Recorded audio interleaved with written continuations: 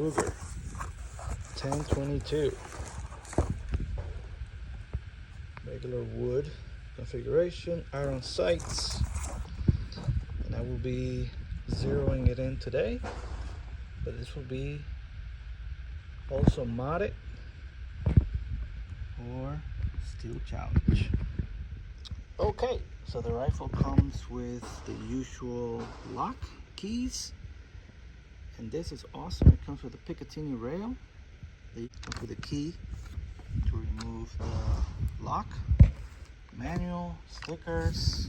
Okay, something else we'll be needing is about 5 magazines for Steel Challenge.